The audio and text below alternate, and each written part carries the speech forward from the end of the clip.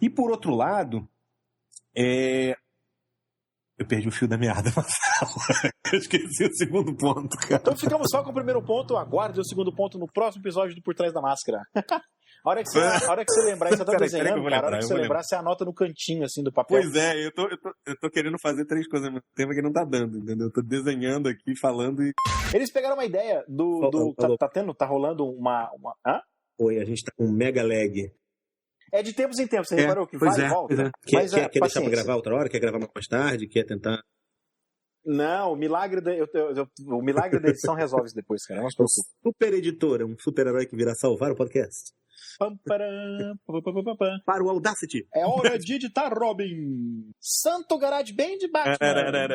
O programa a seguir pode conter palavras chulas e linguagem de baixo calão, opiniões politicamente incorretas e spoilers de histórias em quadrinhos já lançadas no Brasil ou não. Ouça com moderação.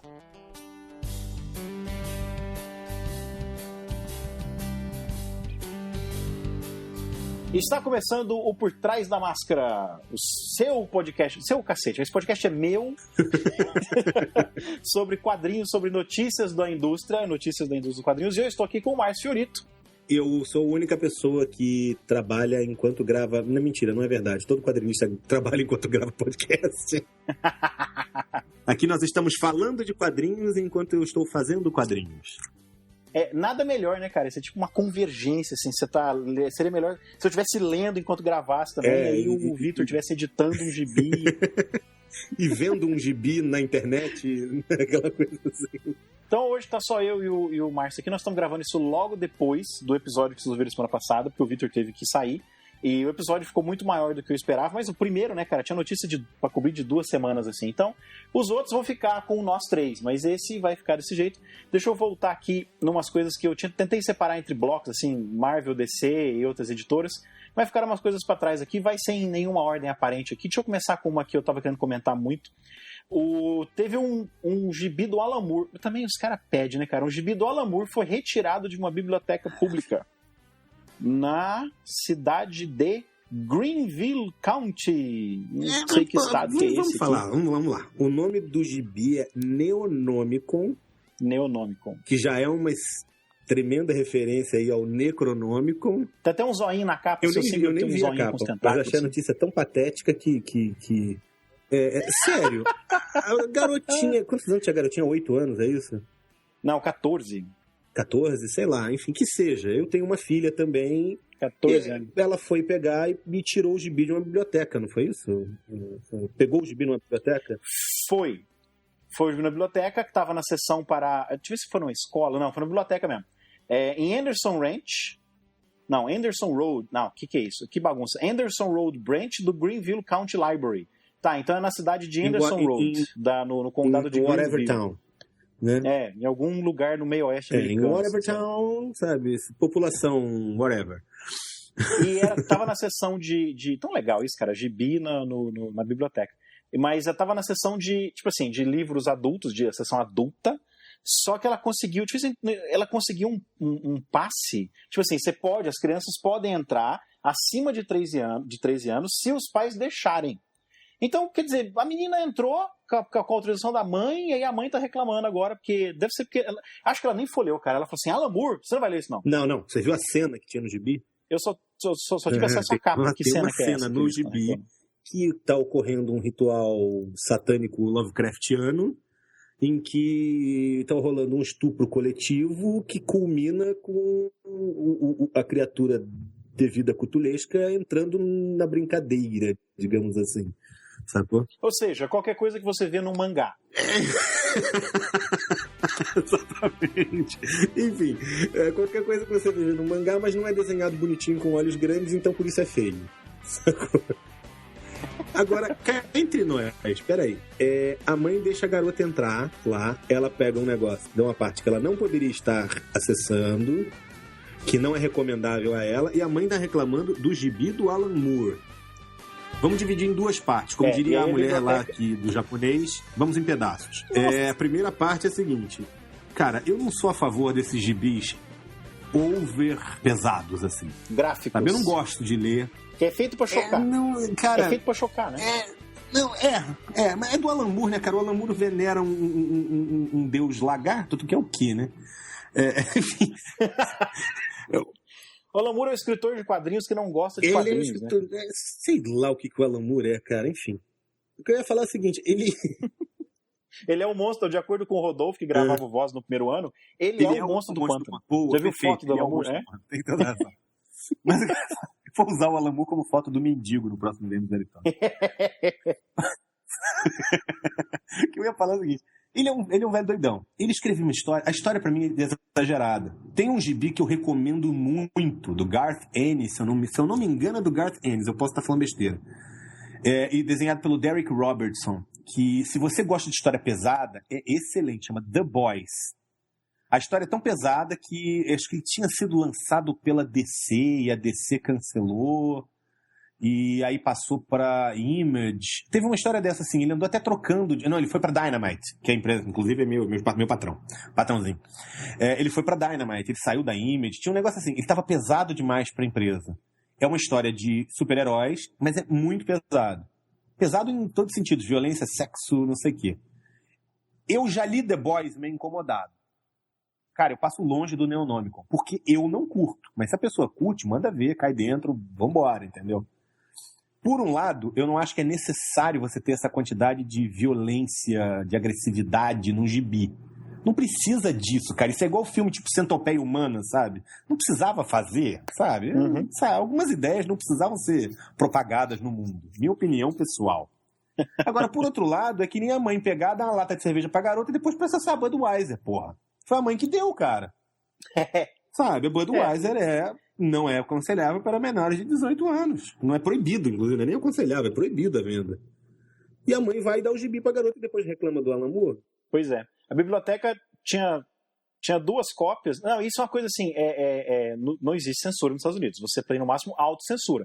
Nada que ela faça juridicamente, entendeu? Nem se o presidente Obama condenar a revista, ela pode ser censurada. Diferente do Brasil, que você manda retirar livro da livraria, né? O juiz manda retirar livro.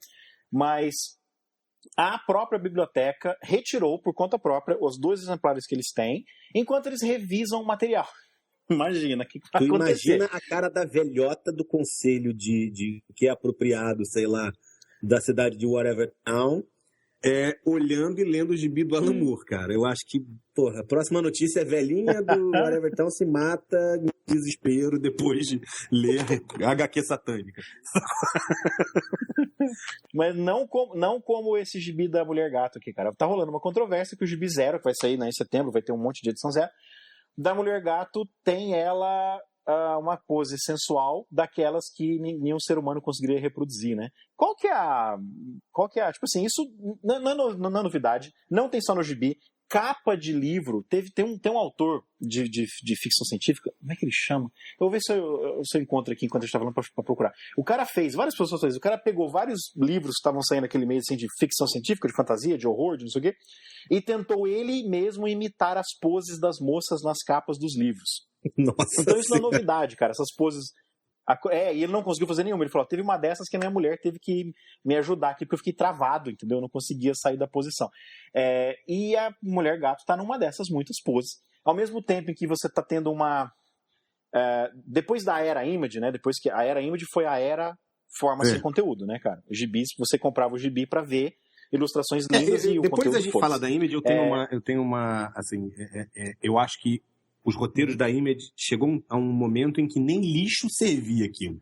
Nem para forrar a jaula do passarinho, a coisa do passarinho dava mais, porque o passarinho morria depois de ter aquele gibi embaixo. Mas eu acho que a Image é muito injustiçada, sabe? Eu acho a Image muito injustiçada. Eles têm coisas positivas e fica a impressão de que a Image de antigamente, né, da década de 90, ela é toda ruim. Um dia a gente vai falar disso com mais calma, mas eu não acho que ela esteja toda ruim. Realmente tem uma hora que o negócio degringolou e... Pelo amor de Deus. Não, tinha coisa muito boa. O Spawn é muito bom. Os Wildcats, depois que eles eliminaram os primeiros Wildcats e começaram o segundo time, que era escrito pelo... Cara, se você analisar... Era escrito pelo... Teve um pedaço que era pelo Alan Moore, inclusive.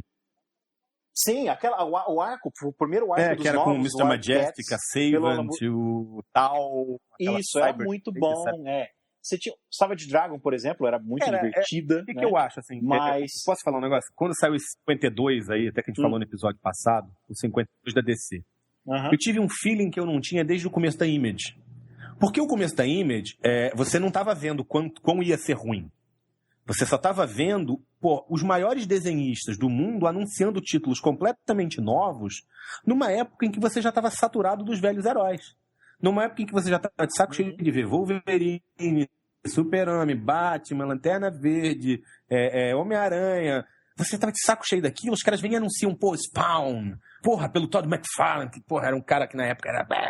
Sabe, o Jim Lee anuncia Wildcats, sabe, o Mark Silvestre anuncia Cyberforce. Você via ali um monte de conceitos que você achava que eram conceitos novos. Tudo bem, são todos conceitos copiados, entendeu? Você tem o... tô esperando você chegar aí, tipo, o Wildcats era os X-Men do Jim Lee, né? Por um lado, aquela época dava você ficava empolgado com aquilo. Meu Deus, tô lendo algo novo, entendeu? Que era mais ou menos o mesmo feeling que eu tive quando eu comecei a ler agora esses gibis do 52. O que acontece? Os Wildcats eram uma minissérie primeiro. Se você ler os 4 primeiros números da minissérie, eles não são absolutamente nada diferentes dos X-Men. Ou do pessoal da Top Cow lá do Mark Silvestre. Não, mas eu digo o seguinte, não, tô falando em termos de qualidade. Mark Silvestre. Na época, X-Men... E, ao mesmo tempo, nego, saco, o Wildcats. Não, o Wildcats era tão bom quanto o X-Men. Ou o X-Men era tão ruim quanto o Wildcats, não sei, mas era a mesma coisa. A partir do número... Que aí era só uma minissérie de 4 partes. Termina a história no número 4. Cara, quando vem depois de meses, em vez de eles anunciaram que ia sair uma segunda minissérie, depois mudaram de ideia, o título que era minissérie virou um título mensal e saiu o número 5. Que foi a primeira vez que saiu uma página tripla, quádrupla, whatever, daquelas do Jim Lee, que saía abrindo, assim, tipo Playboy. Sabe, vai abrindo, e aí a foto inteira é a Zealot com as pernas abertas dando uma voadora em alguém, entendeu? Cara, quando saiu esse gibi, eu olhei, e eu tinha lido os 4 do Wildcat, e falei, legal, uma vibe de X-Men, assim, me gostei, vou ler. Desenhado pelo Jim Lee. Mas foi o que eu gostei, na época. Quando eu peguei o 5, Marcelo, eu olhei e falei assim, cara, o que aconteceu? Aí sim, é a Image que todo mundo reclama. O número 5 é só porrada, uma história que não faz sentido, whatever, crossover de, sabe? E começam os crossovers sem necessidade, sabe? Eu quero desenhar o seu gibi, você quer desenhar o meu, a gente troca de lugar aqui, sabe? Eu vou sair com a sua mulher, você sai com a minha. Porra, ficou uma bagunça, cara. Mas foi a sensação que eu tive. Quando eu vi Cyberforce, Gen 13, os Wildcats, o Savage Dragon, acho que foram todos assim, né? Eles começaram fechados, né? Era os X-Men do jeito novo, era os X-Men do Jim Lee, legal. Era o Cyberforce, era o X-Men Ultimate. Era o Cyberforce do Alan Silvestre. Não, do Mark. Era um negócio novo. Alan Silvestre é o compositor. Vai que... onde está escrito o Alan Mas eu acho que eles são parentes, se eu não me engano. Silvestre? Alguém já falou pra mim que eles são parentes, eu não sei. Mas eu acho que eles são parentes. Sério? Eu acho que sim. Eu acho que eu tenho a trilha sonora do Alan Silvestre aqui, que é do Predador, que ele fez. Ele é famoso, tem um monte de coisa. Bom, mas enfim, e era uma coisa assim, sangue novo, tipo, olha só, X-Men do século XXI, né? 1996, mas enfim. Quando apareceu, foi isso mesmo, virou mais do mesmo. Quando aparecia o vice-presidente, o Dan Quayle, você falou, nossa, o Dan Quayle, porque até então a maioria das editoras evitava desenhar o presidente americano, era sempre o cara de costas, em silhueta, né? Aí aparecia, ele desenhou o Dan Quayle, eu quero vice-presidente americano, entendeu? Tipo, uma coisa meio, uau, que legal, que novo, entendeu? Sabe, só faltava ver o Lula desenhado no gibi. Mas de qualquer forma, as outras editoras começaram a imitar, né? E teve a era da imagem em que o conteúdo não importava, e foi uma era dos quadrinhos que eu parei de ler. Foi na época em que, eu levei anos para voltar a ler depois. Foi na época em que no Brasil, a Abril, foi quando a Abril perdeu a mão e tava lançando aqueles gibis de luxo. Foi quando eu parei de ler também. Eu parei de ler gibi, por incrível que pareça, eu parei de ler gibi, porque eu não virei desenhista direto, né? Eu era executivo de marketing. E aí, quando eu virei executivo de marketing adulto, uma pessoa séria, sabe, de bem, sabe, eu parei de ler gibi. Sacou? Aí depois eu descobri que eu não sou uma pessoa de bem e voltei a ler gibi e trabalhar com quadrinhos. Então, passada essa era, eles começaram a se dar conta de que só ilustração não sustenta um gibi. Eles precisavam de roteiristas. E aí entra o século XXI, depois dos anos 2000, começa um fenômeno interessante. Eles começam a voltar a valorizar os roteiristas e a arte dá uma diminuída. Não, eu diria que em alguns momentos a arte fica uma bela de uma bosta, cara, porque ficou o movimento contrário, como então, qualquer coisa no mundo. Né? Tem um movimento contrário, ou seja, esse gibi, então, o negócio agora é roteiro? Então bota qualquer desenhista aí, entendeu? Depois você encontra uma estabilização, né? Mas o que eu gostei é que, assim, deram uma diminuída, começaram a aparecer heróis. Porque teve essa época da Marvel que eu não tava dando conta de ler mais, que foi quando eu parei nessa época aí, né? Da primeira vez que eu parei. A gente tenta se livrar do vício de tempos em tempos. Eu posso parar quando eu quiser, né? Pra mim, todo super-herói era o Hulk com a roupa do super-herói. Era o Homem de Ferro, o Hulk com a roupa do Homem de Ferro, o Hulk com a roupa do Homem-Aranha, o Hulk com a roupa do Capitão América. Todos os heróis eram gigantescos. Quando teve a quebra, a crise que teve, né, no fim dos anos 90, foi uma puta de uma crise assim, que muita gente até quebrou. Títulos foram cancelados, esse tipo de coisa. Muita gente foi demitida. Eles, quando voltaram, os personagens começaram a voltar com uma arte, não fotorrealista, mas foi quando eu comecei a ler a Supermoça, por exemplo, em que ela era magrinha. Ela não era super peituda, entendeu? Ela era mais peituda quando virava Supermoça, mas... Eles começaram a fazer umas coisas mais normais, assim, Homem-Aranha magrinho de novo, eu acho né? assim, tem algumas coisas que não dá pra você mudar, entendeu? Tem opiniões e opiniões. Por exemplo, o Gary Frank, não sei se você sabe quem é, um desenhista que já fez o Hulk durante muito tempo. Recentemente ele estava trabalhando no Superman junto com o Jeff Jones, antes do reboot. Ele escreveu a história que morreu o pai do Clark, agora antes do reboot. Ele fez a história a volta o verdadeiro Brainiac, né? Enfim, é um artista excelente, o Gary Frank. Eu adoro o Gary Frank. Mas ele tem uma ideia assim, na cabeça dele, o Superman é um homem normal com uma roupa de super-herói. E ele faz um Superman magistral, parecidíssimo com Christopher Reeve, que realmente é um cara usando uma roupa. Eu, como desenhista, e eu não estou dizendo que eu estou certo, eu posso estar errado, na verdade, entre eu e o Gary Frank, eu apostaria no Gary Frank. Coloquem seu dinheiro nele, porque ele é muito melhor do que eu e mais famoso do que eu também. Tem muito mais experiência. Mas assim, eu acho que o Superman tinha que ser um cara gigante, sacou? Porque ele é o Superman. Ele é pra ser, tipo, quando ele aparece, todo mundo tem que olhar e falar, caralho, cala a boca, porque o Superman chegou. Entendeu? Pra mim, tinha que ser gigante. Não gigante Hulk, mas ele tinha que ser um cara, tipo, o máximo que dá pra ficar sem entrar naquela categoria dos fortões, sacou? Tipo, coisa, Hulk, Colossus, entendeu? Ele tinha que ser, tipo, um cara, um halterofilista muito forte. O Batman, eu já não gosto do Batman mega forte. Porque eu não consigo ver o Batman pulando de prédio em prédio, dando um golpe de Kung Fu, parecendo o Arnold Schwarzenegger, entendeu? Sabe, eu acho que o Batman já tinha que ser um cara mais esguio, sacou? O Aquaman, pra mim, tinha que ter um corpo de nadador, aquele cara alto, com ombro largo, mas mais esguio também, entendeu? Sabe? Eu acho que você tem que fazer coisas assim. Mas, a bem da verdade, eu vou falar 3 coisas sobre desenhistas que a maioria dos desenhistas não admite, não vai admitir, vai me matar, eu vou fazer tipo Mr. M agora, contar o segredo da magia, que é o seguinte: primeiro, no calor da batalha, toda mulher vira gostosa peituda e todo homem vira cara de halterofilismo, entendeu? Porque você não tem tempo pra ficar parando e dizendo, não, este corpo... Você tem que ter um talento muito grande e 80%, 70%, 60%... Eu não consigo fazer essas coisas na correria. Pô, não sei quantos desenhos conseguem, eu não consigo. Entendeu? No calor da batalha. Se eu tiver tempo pra fazer, então eu agora faço. Confirma uma teoria pra mim. Eu tinha uma teoria de que todos os personagens são fortões e usam roupa coladinha, porque assim, o colan do super-herói que eles usam é o seguinte: eles põem uma roupa super folgada, aí tem aqueles negócio de pressão, né, de encher pneu, só que ao contrário, faz top, top, top, top, top, aí vai sugando assim de aparecer um bico, né, cara? A vácuo. Os personagens são embalados a vácuo. A teoria que eu tenho é que super-heróis são desenhados fortões e colan como se eles fossem peladinhos, como se fosse boneco do Ken, né? Porque são coladinhos, mas não tem o volume do pintão ali. Pra dar a ideia de movimento. Quando tem que apagar, né? Foi o caso daquela capa do Gládio da Sociedade da Justiça que o Alex Ross fez, o cara de sunga.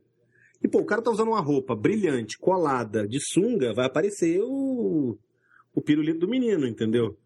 E aí, nego, meu Deus, apareceu o pirulito do menino na capa. E pediram pra refazer, tiveram que retocar a imagem, tiraram lá, o cara virou eunuco igual o Batman do final da... Entendeu? Mas muitas pessoas, há uma discussão entre fãs e profissionais da indústria dos quadrinhos e de várias outras também, do cinema e tal. Muita gente discute essa moralidade ambígua nos Estados Unidos. Tudo bem mostrar violência, não pode mostrar sexo. Violência, você pode mostrar um cara sendo aberto no gibi ou no filme, mas não pode mostrar sexo. Então muita gente discute isso. Até porque isso não é a característica de outros países.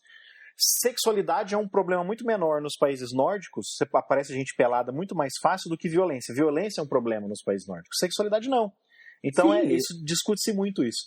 Mas a ideia do cara fortão é porque o The Flash, por exemplo, ou The Flash, ou os The Beatles, quando ele aparece correndo, você tem muito mais a ideia de movimento, de uma coisa de explosão de movimento, se você vira os músculos retesados, do que se ele for um cara retinho usando uma roupa que cola mais ou menos, mas não tanto. Essa é uma teoria que eu tenho.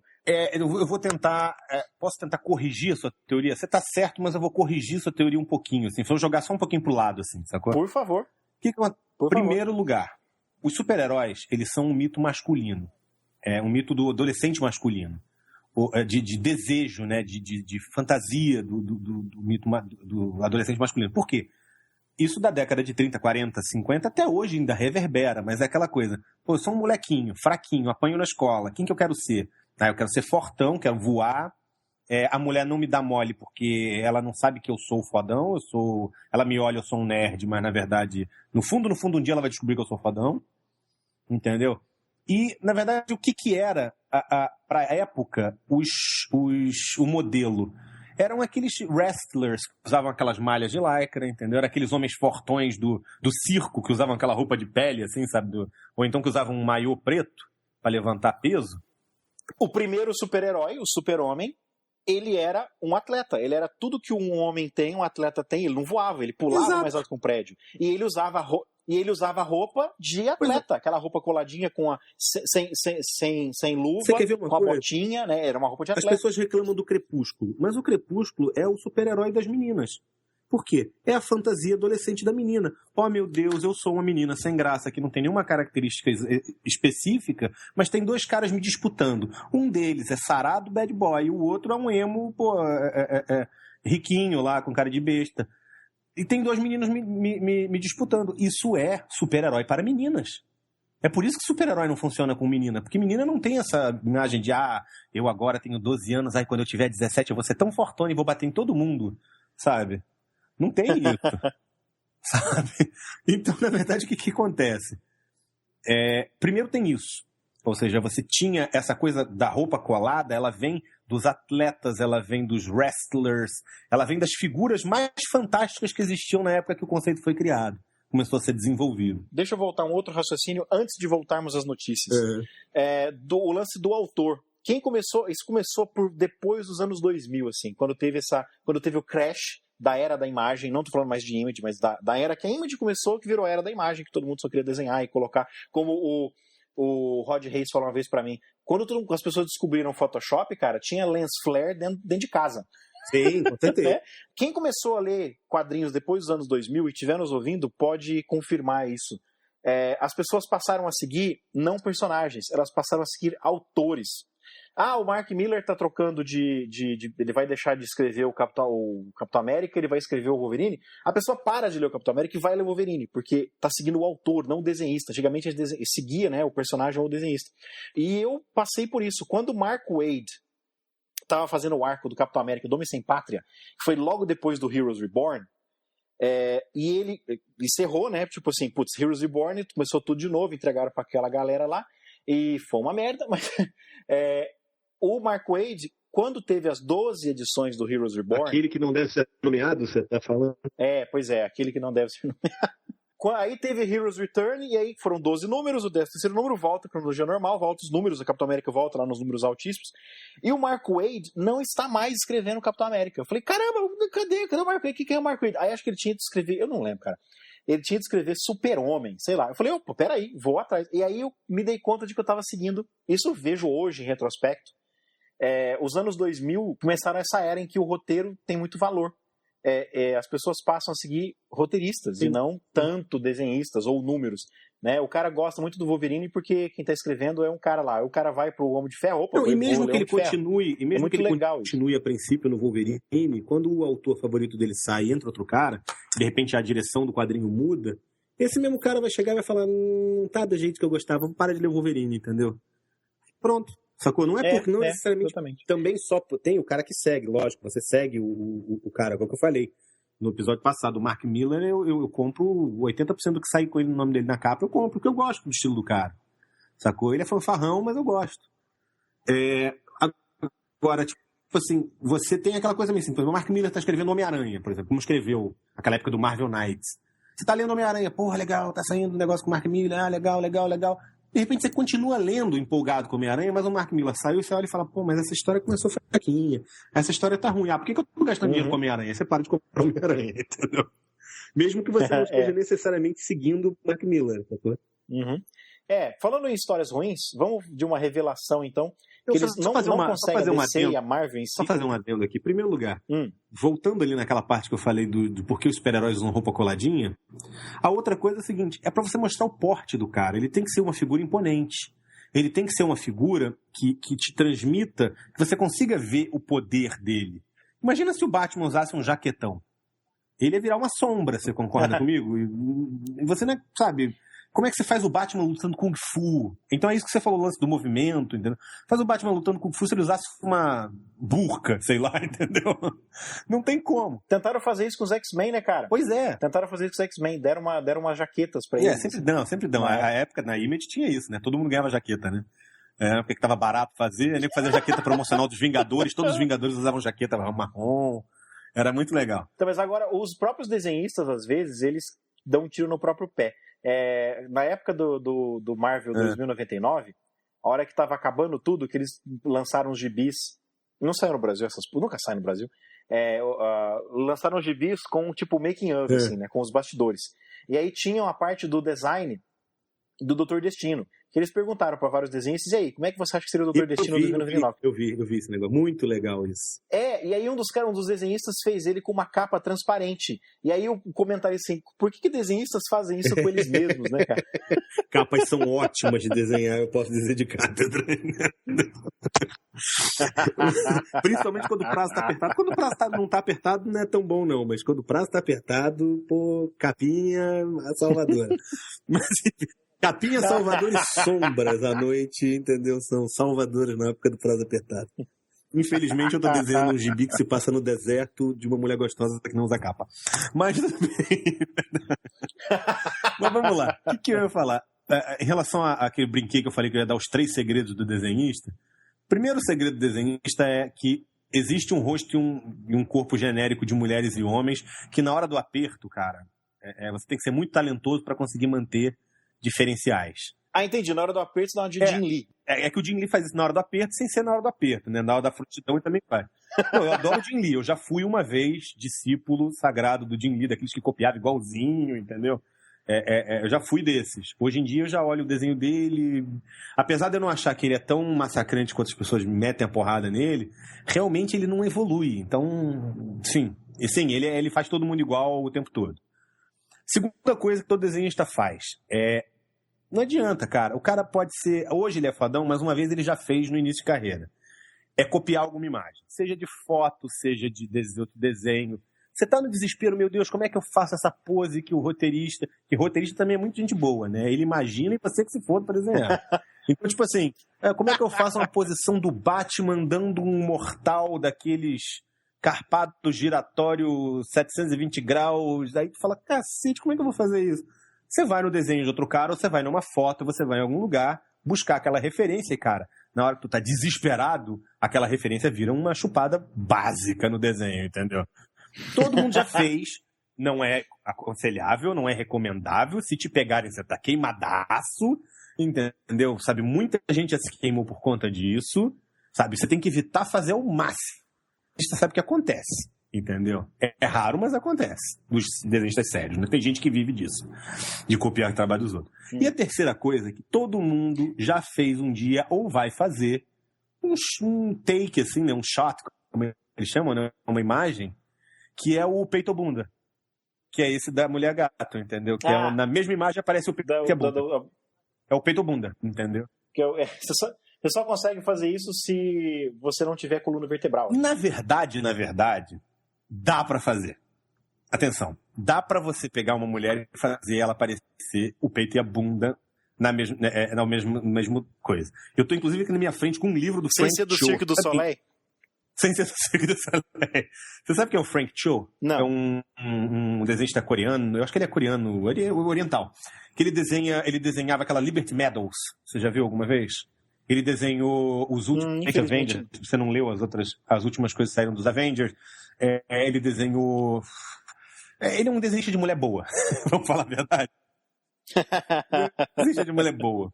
E ele consegue desenhar uma mulher que aparece o peito e a bunda no mesmo quadro. A mulher está se virando, ela está deitada, se virando, aparece o peito e a bunda no mesmo quadro. Mas o cara, ele é quase o Adam Hughes. O Adam Hughes faz tudo bem. O Adam Hughes, se tiver desenhar a tampinha de garrafa de refrigerante, do Adam Hughes vai ser sensacional, perfeita. O Frank Cho desenha a mulher bem. O resto ele dá uma enrolada. Ele enrola nos cenários, enrola nos homens, enrola nas outras coisas, nos objetos, nas texturas. Mas mulher ele desenha pra cacete. E ele consegue fazer uma pose peito-bunda real. Aquilo ali existiria.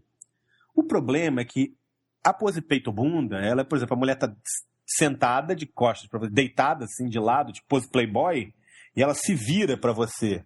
Aí dá pra fazer. Não é no meio de um pulo como a mulher gato deste desenho, no caso. Tipo, naquele momento a coluna dela quebrou. Entendeu? Mas todo desenhista vai fazer um peito-bunda um dia mais cedo ou mais tarde, Marcelo. Todo desenhista faz, cara. Se você for olhar, vai lá atrás do trabalho de todos os caras. Pode pegar os clássicos. Tem sempre um takezinho lá de um peito-bunda em algum lugar, entendeu? Você já fez peito-bunda, Márcio? Cara, eu tava fazendo um desenho outro dia, mas aí eu tava, sinceramente... com o livro do Frank Cho do lado, que eu não estava copiando a imagem. É muito importante deixar isso claro. Não estava mesmo, não. Mas eu estava tentando entender como é que ele fez o peito ou bunda, entendeu? Porque eu tinha que fazer uma cena da mulher se virando, e aí eu pensei assim, pô, mas como é que eu vou fazer essa cena dela se virando?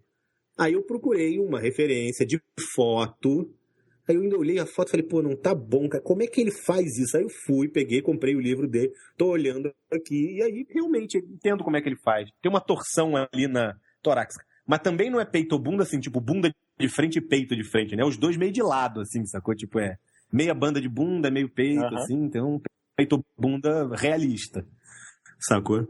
Mas, assim, então isso sempre vai existir. O pessoal reclama porque reclama, porque a gente falou, todos nós reclamamos. Entendeu? Se tivessem feito a mulher gato magrinha, porque a mulher gato é uma ladra, esguia. O nego tá reclamando da Anne Hathaway no filme do Batman.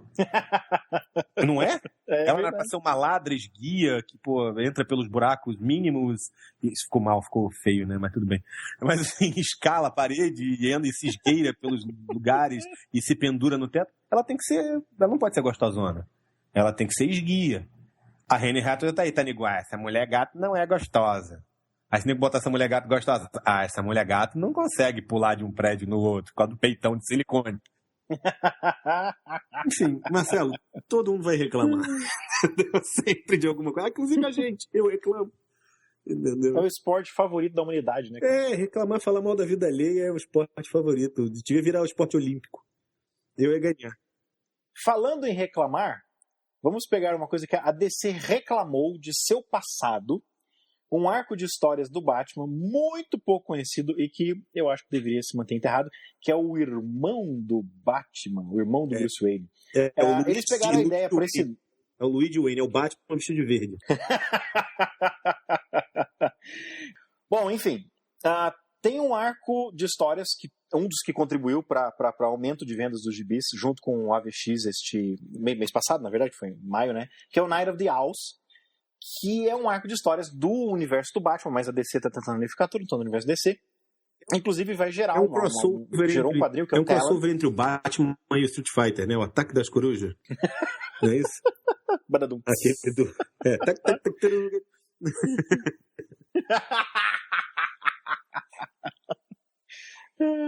E esse Talon é uma história, enfim, de um cara lá que tá tentando escapar. Os Owls, eles são, tipo... É uma organização criminosa em Gotham City, né? Então, claro, tem um Homem-Morcego, então os criminosos vão ser as corujas, né? Sim, lógico. Nós temos que sempre criar o mito do Nêmesis, né? E aí eles estão pegando esse arco do Thomas Wayne Jr., que assim, não é muito inédito, né? Naquela época da Liga da Justiça Terra 2, o Coruja da Terra 2 era o Thomas Wayne Jr., mas é uma história assim, tipo, dos anos 40, uma coisa antiga pra caramba, né? Não, dos anos 70, perdão. Dos anos 70, que é o irmão secreto do Batman, do Bruce Wayne, que estava preso desde criança no Arkham Asylum, né? Então é o Batman, só que ele sabe que ele é doido, né? O Batman acha que é são, né? O Thomas Wayne Jr. sabe que ele... Bom, enfim, faz parte desse arco Night of the Owl. Night of the Owls, que é o que fez um sucesso assim, tá rivalizando com a AVX de sucesso. Você leu, Márcio? Não, eu ainda não li. Eu comecei a ler o reboot do Batman, como eu te falei, agora do número 1. Eu gostei bastante do reboot da parte do Batman, tirando a inconsistência cronológica, que eu acho complicada, o lance dele ter lá 4 Robins em 10 anos, em 5 anos, e ter um filho de 10 anos de quando ele já era Batman, que já tá com 10, só se ele foi, sei lá.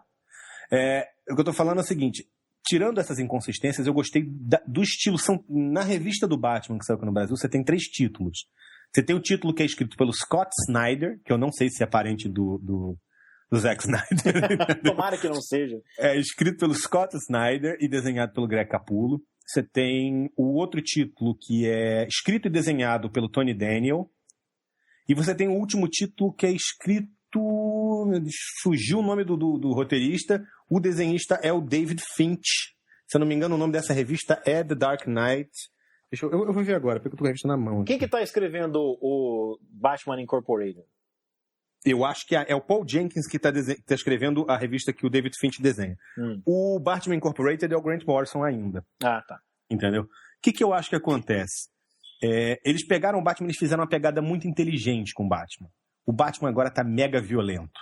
Ele tá... Não o Batman em si. O Batman continua o mesmo Batman, mas as histórias dele estão mega violentas. Mega violentas tipo Seven, sacou? Filme Seven.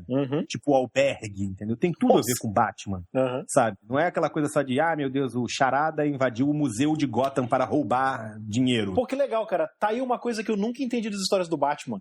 O Coringa é um vilão louco, assassino homicida, mas ele é um ladrão de banco, né? Não, cara, agora ele é aqueles loucos da faca, sabe? Louco da faca. O cara pega uma faca e dá 75 facadas no cara. Pô, fantástico, fantástico. Sabe? Tipo, eles agora pegaram bem pesado. Tipo, eu não vou dar spoiler, mas o final da primeira edição, da segunda história dessa primeira edição do Batman, que é a história que é desenhada e escrita pelo Tony Daniel, cara, eu vou te ser sincero, eu durante 5 minutos fiquei pensando que eu tava lendo o Neonomicon, entendeu? Lá do...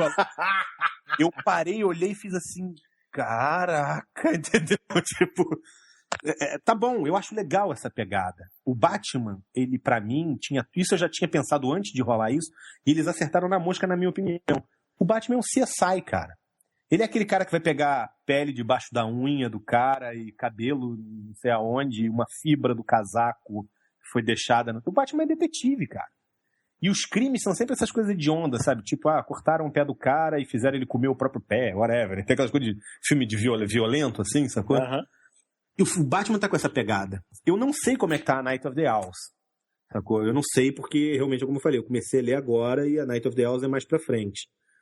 Mas, se continuar na mesma pegada, deve ser bom. O Thomas Wayne Jr., cara... Não precisava, né, cara? Não precisava. Deixa eu dar uma opinião. Existem histórias ruins que valem a pena ser contadas se contadas da forma certa. Vamos lá. Se eu chegasse pra você e dissesse assim, eu vou trazer o Bucky de volta, o que você ia me dizer? Muito obrigado, próximo. Pois é. No entanto, acho que foi o Ed Brubaker, que trouxe o Bucky de volta como Soldado Invernal. Que ficou fantástico. Ficou fantástico. E a DC, eu não sei quem foi que fez primeiro, eu sei que um copiou do outro. Eles sempre fazem isso, a Marvel, se trocam, né? E aí teve a volta do Jason Todd também, que voltou meio lá anti-herói, capuz vermelho, não sei o quê. A diferença que eu acho é que o Bucky teve um tratamento do Ed Brubaker. Enquanto o Jason Todd sempre ficou aquela coisa de carro engasgando, sabe? Vai, agora não vai, vai, agora não vai, vai, agora não vai. Trouxeram o Jason Todd de novo pra ele dar porrada no Batman. Mas porra, era uma história que, pra mim funcionaria. Imagina você conseguir o Robin que não... O Robin que foi pro lado negro. Eu entendi o que você tá dizendo. Tipo, teria dado tudo certo pra ser uma história de vingança né? Não, ele podia ser um herói. Ele podia ser um anti-herói tipo Azrael. É aquele cara, tipo assim, é o Robin que virou pro Batman e falou o seguinte: olha, valeu, mas eu não vou seguir esse teu código. Porque o Dick Grayson diz amém pro Batman, né? Ele quer ser um herói, mas ele, no fim das contas, ele é o filho do Bruce Wayne de verdade. Ele é o cara que vive a relação paterna com o Batman, né? Tipo assim, eu não quero ser como você, mas te copio. Não, tanto é que eu acho que era na Terra 2 que o Batman era o Dick Grayson. É o que na Terra 2 Não. Teve um arco, teve uma época em que... Não, foi quando o Batman morreu. Ele morreu 2 vezes, né? Uma na Crise Infinita, outra na gibi dele. E aí o Dick Grayson assumiu com o Damian como Robin. Então, tipo assim... Então, peraí. Então isso faz parte do arco principal, isso não era da Terra 2. Não, isso não era da Terra 2. Tá. Quer dizer, eu não lembro se na Terra 2... Não, na Terra 2 tinha um Robin. Ou se fizeram um retcon... Não, aí eu lembro que o Robin era o filho dele com a Mulher Gato. Não, a Helena a Huntress, a caçadora... Verdade, era filha, é verdade. Depois misturaram eles no universo principal. Eles usaram isso no seriado do Birds of Prey, lembra? Não, então eu acho que eu estou confundindo as... Ai, que bagunça, eu estou confundindo minha cabeça com as cronologias do negócio que eu nem leio mais. Entre crises e reboots tá difícil, mas tudo bem. Eu sei o seguinte, pra mim o Dick Grayson é o cara que vive realmente a relação paternal com o Batman. O Tim Drake, pra mim, ele é o Batman, ele conseguiu suplantar o mestre. Não suplantar no sentido de ficar melhor, mas ele percebeu que o lance dele não era ser igual ao Batman. O lance dele é hackear, o lance dele é fazer outras coisas. Ele tem uma personalidade própria. O Damian, pra mim, é o Robin que, pra mim, fica pra sempre. Eu detestei o Damian no início. Achei a história de ter um filho horrorosa. O personagem no início era escrito pelo Grant Morrison. Mesmo escrito pelo Grant Morrison, ele me irritava profundamente, porque era um moleque mimadinho chato, entendeu? E, cara, que hoje eles chegaram num ponto perfeito com o Damian. O Damian é um Robin, só que ele é um Robin psicopata. Sacou? É um Robin psicopata. Sacou? É aquele Robin que, ele puxa uma bomba e vai enfiar na boca do cara quando o Batman segura a mão dele e fala, não, nós não matamos. E ele ainda reclama, entendeu? Tipo, essa sua ideia de não matar, ainda vai nos mataram. Mas também chamaram o cara de Damian, só falta o Batman procurar na cabeça dele e ter 3 6 assim, né, em cima da cabeça dele, assim, em algum lugar. Isso aí é outra reclamação minha da época, mas, enfim, deixa passar. Enfim. O que acontece? Eu acho que o Jason Todd tinha tudo pra ser a história do filho rebelde. Sabe? O filho que... Todos os heróis são metáforas. Vamos pegar um herói que é o filho que, caiu no mundo das drogas, ou o filho que brigou com os pais, entendeu? Sabe? Tem tudo pra contar essa história, porque não dá pra contar com nenhum outro. Porque o Damian, ele é cool demais pra entrar nessa coisa da rivalidadezinha, entendeu? Ele já tá com o tempo todo dele gasto sendo malvado. O Tim Drake já criou personalidade própria. E o Dick Grayson, a história dele é a história do sucessor. Do sucessor, exatamente. Entendeu? Do descendente, sacou? Por mais que ele não tenha relação parentesco com o Bruce Wayne. Eu acho que a história do Jason Todd funcionou naquele filme que eles fizeram. Qual dele? O Red Hood. Isso. Aquela história, eu acho que deu certo ali, porque eles condensaram... Mas aquela história é do gibi. Só que o problema é que eles nunca levaram essa história pra frente. É o que eu te falei, que é um carro engasgando. Uhum. Uma hora vai, outra hora não vai. Agora vai, agora não vai. Agora, né, sabe, tipo... A impressão que dá é que tem 2 forças dentro da DC brigando. Uma quer contar essa história, a outra não. Sabe, quando você vai mestrar RPG, que um mestre faz uma coisa, o outro desfaz, sabe? Toda aventura. É porque o lance do clichê, ele é muito potente. Todo mundo reclama de clichê, cara, mas o clichê funciona, porque ele é muito poderoso. Qual que era a ideia do Jason Todd voltar? O Batman tem uma coisa pessoal ali, não é só um maluco que tá matando as pessoas, é um cara que ele criou, tipo assim, então ele é meio responsável. Eu acho que é por causa disso que eles trouxeram a ideia do Thomas Wayne Jr. Passa a ter, eu não sei falar isso em português, me desculpe, mas eu ando lendo, faz muitos e muitos anos, que além de eu só ler inglês, eu falo inglês 4 horas por dia, né, nas aulas que eu dou, então o Batman tem um stake ali, porque ele não é qualquer maluco, é o irmão dele. Né? Ele tem algo a perder, ele tem algo ele está envolvido naquilo ali, entendeu? É pessoal o negócio. Eu vou te ser sincero, eu só vou dar meu parecer sobre o Thomas Wayne Jr. quando eu vir a história. É o que eu te falo. A princípio a ideia é péssima. A princípio é uma saída tosca de roteirista, sabe? Equivalente a Deus Ex Máquinas, entendeu? E sabe, tipo... e Gêmeo Malvado, Cavanhaque de outra dimensão, sacou? Do Mirrorverse, sacou? Então, eu acho muito ruim a ideia. Mas eu acho que tem más ideias que, quando são boas executadas, geram bons frutos, como foi o caso do Soldado Invernal. Entendeu? Acho chato eles não voltarem com o Buck como Soldado Invernal e ficarem criando esse Capitão América Júnior aí que eles ficam criando. Mas eu preferia ele de Soldado Invernal forever. Sacou? Tipo, deixa ele de Soldado Invernal e toca o bonde. Ou o arco de histórias dos anos 90 do Nômade. Que era ele com aquela menininha nas costas, né? Mas o Nômade não é ele, né? O Nômade morreu, né? O Nômade era outro cara, não era o Buck. Mas eles criaram... O Nômade foi o Buck dos anos 50, que era o Buck neurótico. Ele foi o Buck de um outro Capitão América, isso, na verdade, entendeu? Ele foi...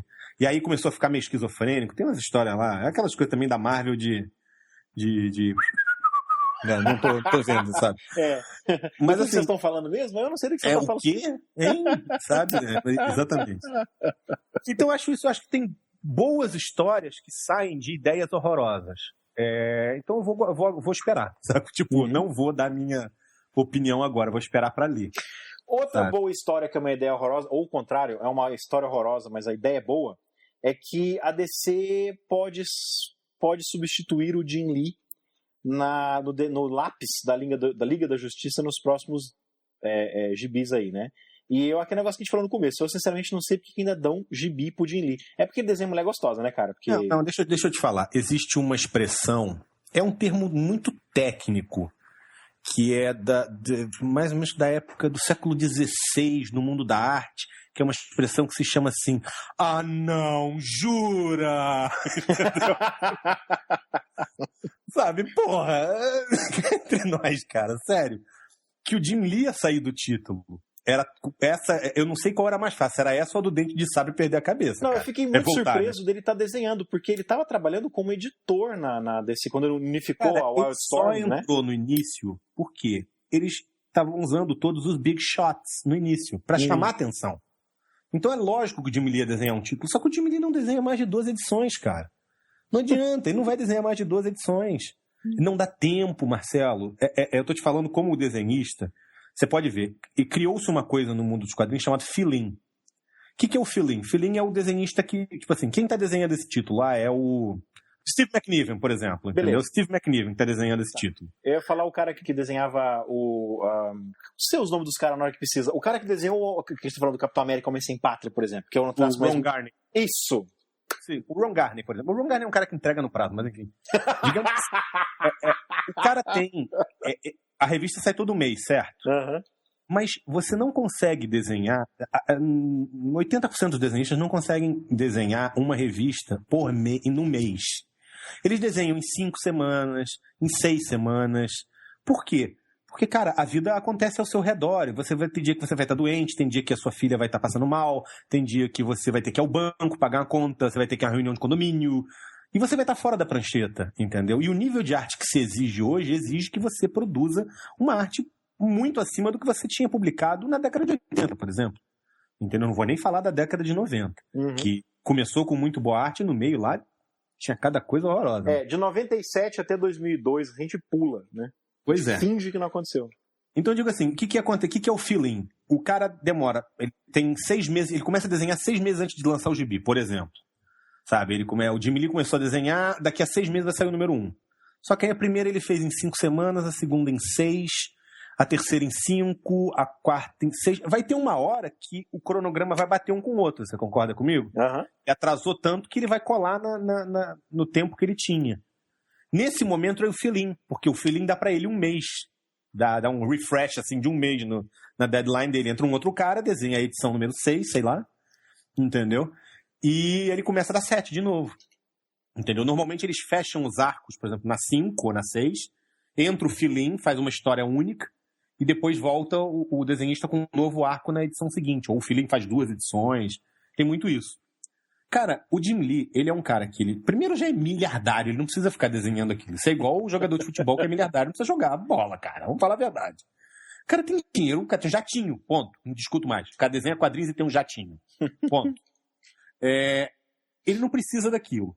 Ele tem um puta trabalho como editor criativo lá da DC, entendeu? Como executivo dentro da DC.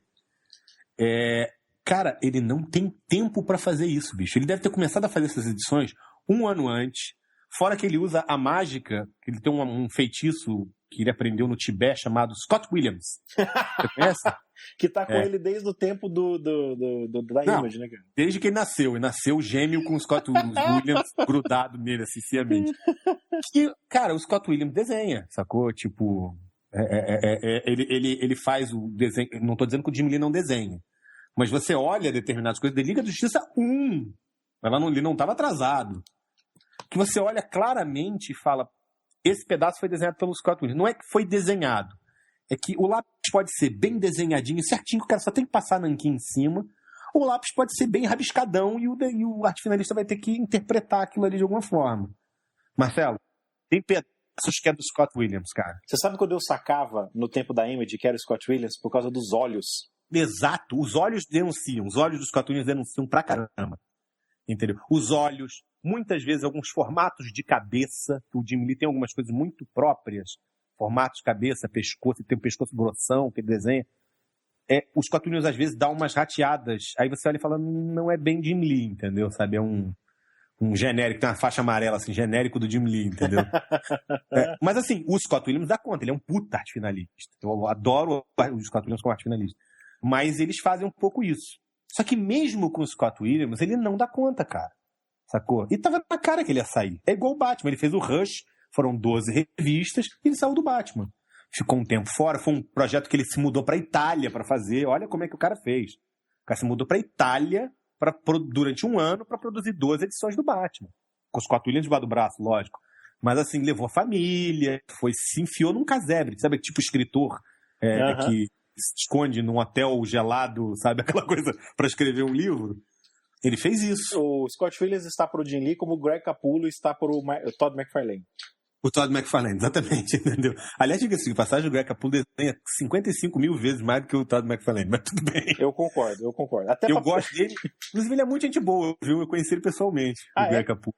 Ele parece ser um daqueles gordinhos divertidos, assim. Que se dá... Ele não é tão gordinho, não, e ele é gente fina, cara. Eu peguei aqueles cursos dele que saíram na Wizard, lembra antigamente? Era o Crash Course. Crash Course, exatamente. Eu imprimi os Crash Course, tirei xerox, né, da revista, na época não tinha imprimido, né, não existia, eu sou velho demais pra essas coisas. Tirei xerox da revista, entendeu? Pedi emprestado as revistas Wizard que eu não tinha, tirei xerox, compilei no encadernado, encadernei na xerox, assim, com espiral mesmo, entendeu? Pra mim. E aí, quando ele veio pra convenção, eu pedi pra ele assinar. Na hora que ele olhou assim, cara, que maneiro isso aqui, isso aqui. Aí pegou uma caneta daquelas prateadas, assim, tipo, metálica, assim, sabe? Aí pegou a capa, assim, de plástico transparente, escreveu lá, Greg Capullo, assim, muito maneiro. Muito boa, né? Gente fina aí. Mas, assim, o que acontece? O Jim Lee não dá conta. Não dá pra dar conta, cara. Se você exigir um nível de arte muito grande. Você quer ver outro que eu não sei como é que tá, eu não tô acompanhando. Mas que eu vi ali que o David Finch está desenhando. David Finch não vai dar conta, cara. Sacou? Muito poucos desenhistas dão conta de fazer um título durante muito tempo. Sabe? Mark Bagley consegue, Ron Lim consegue, o Ron Garney consegue. O próprio o Ivan Reis é um cara que, chega muito perto disso, mas pro nível de arte que ele apresenta, qualquer atraso dele é perdoável, entendeu? Porque ele apresenta um nível de arte muito bom, ele quase não atrasa. Mesmo assim, de vez em quando, ele precisa de um fill-in. Ele precisa de uma ajuda do arte finalista, entendeu? Dele fazer um traço mais solto. O David Finch é um cara que eu fiquei muito feliz de saber que ele tá trabalhando regularmente. Ele começou lá no tempo da Top Cow, né? Com os X-Men do Mark Silverstein. Como é que chamava? A Cyberforce. Foi com a Cyberforce? Eu lembro dele numa saga, numa revista chamada Ascension, se eu não me engano, que é um negócio de anjos, demônios, soldados no meio, uma coisa assim. Não, essa eu não conheço. Eu conheci ele na Cyberforce. Depois ele desenhou aquela Aphrodite 9, que é uma mulher que ficava de bunda de fora, cabelo verde. Não, isso eu não conheço. Não. Eu acho que tem um negócio desse, assim. Mas, enfim, eu gosto do Finch também. Eu gosto do Finch. Ele tinha virado praticamente capista, né? Verdade. Tinha virado praticamente e agora capista. ele voltou a trabalhar. Ele fez nossa, também... eles dão uns títulos pra enterrar o cara. Eles deram quando a Marvel ela tentou trazer de volta o Cavaleiro da Lua, né? Deram pra ele, tipo... O Cavaleiro da Lua, porra, é um personagem que eu adoro, mas neguinho não acerta a história dele, né, cara? Não adianta, nego não consegue História de herói hiper rico pra justificar os gadgets, que não quer ser herói, mas é obrigado a ser herói regularmente, nós já vimos várias vezes, né? Não, o problema é que você fica repetindo Batman, Homem de Ferro, Batman, Homem de Ferro, Batman, Homem de Ferro, entendeu? Não tem mais história pra contar, entendeu, sabe? E eles querem entrar no negócio dele também ser meio louco, ter esquizofrenia, o negócio dos deuses, o Fu lá, o deus da lua, ser meio esquizofrenia dele. Eles entraram numa onda dessa aí, eu acho que o gibi ficou adulto demais pro personagem que ninguém conhece, sacou? Falavam isso o tempo todo, mas na hora do vamos ver a hora que ele precisava atuar, ele esquecia disso, né? Pois é, não, assim, eu acho que foi um tiro na água, apesar de eu adorar o Cavaleiro da Lua. Eu gostaria de ver o Cavaleiro da Lua bem feito. Eu sou um sucker, como é que é em português? Eu sei que você também não tá muito... Paga-pau. Eu sou um paga-pau, exatamente. Eu sou um paga-pau pra heróis de segunda categoria que podem ser rebutados. Tipo o Animal Man, do Grant Morrison, sabe? Tipo o Swamp Thing, do Alan Moore. Expressões adolescentes eu conheço por causa dos meus alunos. Então, essas expressões eu conheço todas as traduções. Pois é, então, tipo assim, eu adoraria ver um Cavaleiro da Lua bem feito. Você quer ver quem eu queria que voltasse? Não vai voltar porque não é da Marvel, ele não pertence à Marvel, né? Ele é um daqueles licenciados. Lembra do Ron, o Cavaleiro das Estrelas? Nossa, cara, você gostava? Lembra? Pô, raiva, cara. Eu fiquei feliz. Até a porcaria da Ametista, eu fiquei feliz quando eu soube que ia voltar, entendeu? Mas a esperança, eles trouxeram de volta até o Capitão Marvel, a Marvel trouxe o Capitão Marvel de volta, o Kree. Então... Eles trouxeram o Capitão Marvel. Isso faz tempo. Fizeram uma série, eu não sei como é que tá hoje. Eles fizeram uma série fechada há alguns anos do Marvel. Porque até pouco tempo atrás o Capitão Marvel era o Novar, né? Que era o antigo Marvel Boy. Ele tinha virado Capitão Marvel. Eu comecei a ler no tempo do Quasar. E atualmente a Captain Marvel deixou de ser Miss Marvel. A Captain Marvel é a Carol Danvers. Que eles trouxeram ela do coma depois de 60 anos no coma. Não, mas tô falando do Marvel mesmo, que eles fizeram um arco fechado. Putz, agora eu não lembro se foi uma história separada ou se foi nos Vingadores. Que eles falaram, opa, peraí, vamos trazer de volta como um gibi independente. E aí eu perdi... É muito difícil comprar gibi nos Estados Unidos. Você nunca sabe, às vezes... Se compra pela Amazon, às vezes é tranquilo, mas... Não, eu quando compro lá de fora só compro o arco fechado, cara. Eu só compro o TPB, Trade Paperback, entendeu? Então eu não sei se o Marvel tá ativo na Marvel, mas eles trouxeram ele de volta dos mortos, assim, de ele voltar. Eu tava morto e voltei, sabe? Eu compro no Brasil porque eu vou te falar um negócio. O pessoal reclama porque gosta de reclamar, meu mantra eterno, entendeu? Mas assim, preferido da humanidade, né, reclamar. Eu gosto do trabalho que a Panini faz de trazer as revistas. O pessoal reclama muito, é muito fácil reclamar, mas também é muito legal, sem fazer jabá nenhum, você sabe, não precisa falar, né, Marcelo, que isso aqui não tem nada a ver com a Panini, não tem nenhum patrocínio aqui envolvido, mas eu gosto do trabalho que eles fazem, por quê? É muito fácil reclamar, mas ver as coisas boas é difícil. Por exemplo, eles estão trazendo as 52 histórias para o Brasil. Você sabe qual foi o outro país no mundo que teve isso, além dos Estados Unidos? Nenhum. Só no Brasil. E tem os 52 títulos. Eles arrumaram um jeito, ou seja, tem revista que só vai vender em comic shop. Tem outras que saem na banca normal, mas se você quiser comprar, sei lá, o gibi do, eu não sei qual que vai ser, acho que Novos Titãs, Desafiador, o tal do Frankenstein lá, gente, não sei o quê, você só compra em comic shop. Sacou? Mas você pode comprar. Tá lá a revista, traduzida, adaptada, o nível de qualidade deles de impressão, de adaptação, eu gosto muito, sabe? Eu conheço o Saladino, que é o editor das revistas Marvel, lá dos X-Men, dos Ultimates. Eles fazem um trabalho bom, fazem um trabalho que eu particularmente gosto. Então eu acabo deixando para comprar em português até para valorizar essa parte. Não é comprar porque é brasileiro, é comprar porque é bom. Então é que hoje tá rápido. São poucos meses de diferença. Mas quando eu lia gibi quando criança, dava 4 anos, porque assim, tinha um segredo que você comprava a revista que era o formato gibi, né, que era o formatinho, né, da Abril e da Globo. Se você puxasse no cantinho, assim, naquela parte branca, no cantinho, dava um código que revista americana, originalmente que era um código, assim, uma cifra, o número da revista e o ano em que saiu. E você via a coisa com diferença de 4 anos. Pois é. Na época que eu parei de ler, que foi 2006, essa diferença já estava com 1 ano. Mas o que eu fiz por muito tempo, mas assim, isso teve uma época da minha vida, eu não falo muito sobre isso nos podcasts, mas teve um período da minha vida em que eu vendia o almoço para comprar a janta. Em que eu trabalhava no supermercado, ganhava R$600 por mês, assim, tinha que pagar R$400 de aluguel. Mas bom, eu vou te falar que eu larguei uma carreira de executivo para virar desenhista, então I get you. Mas tipo, teve o período antes durante o tempo eu tive dinheiro para me manter, mas depois do tempo eu tinha sacado. Eu não gosto de contar essa história não, porque senão as pessoas ficam assim, tadinho, mas a minha mulher conta isso, eu conto essas histórias desse período, desses 2 anos da minha vida. Tadinho, mas doe para a terceira terra. Eu conto histórias desse período, eu lembro de histórias desse período, de coisas que aconteceram nesse período, e a minha mulher fala assim, cara, essa foi a fase mais feliz da sua vida. Mas foi mesmo, cara, eu não tinha internet e não tinha televisão. Foi o período mais feliz da minha vida. Eu nunca joguei tanto RPG, nunca li tanto livro. Foi uma época zen, assim. Imagina o equivalente a você ir pro Tibete e viver por 1 ano, assim. Foi o que eu fiz. Eu não me lembro, assim, putz, que triste. Foi a época em que eu aprendi a cozinhar. Foi a época em que eu comecei a comer. Foi a época em que eu emagreci, comecei a comer vegetais. Porque eu era super junk, assim. E, não, eu tô vivendo essa fase... nos últimos anos, assim, eu tô tentando... Eu já melhorei bastante minha alimentação. Mas eu também era mega junk, assim. Hoje em dia eu já não sou. Foi porque eu não tinha grana, e aí eu ia no mercadinho perto do meu apartamento, e aí eu olhava assim, o que tem aqui que eu posso comprar que é barato? Eu ia nas sessões de vegetais. Cara, aprendi a cozinhar, comecei a cozinhar coisas super saudáveis. Hoje, eu quase não como carne. Eu não sinto necessidade. Eu gosto de carne, como todo ser humano onívoро eu gosto, mas eu não sinto necessidade. Pra minha mulher, se não tem carne no prato, não foi uma refeição, entendeu? Sim. Mas foi uma fase muito gostosa, uma fase que eu joguei videogame pra caralho. Sabe assim, que eu tinha uma televisãozinha de 14 polegadas com Dreamcast, mas eu não sinto pena de mim mesmo. Era gostoso, sabe? Sim, eu entendo. Eu acho que a gente não tem que chorar as adversidades da vida, não. A gente tem que celebrar que passou por elas e aprendeu pra cacete.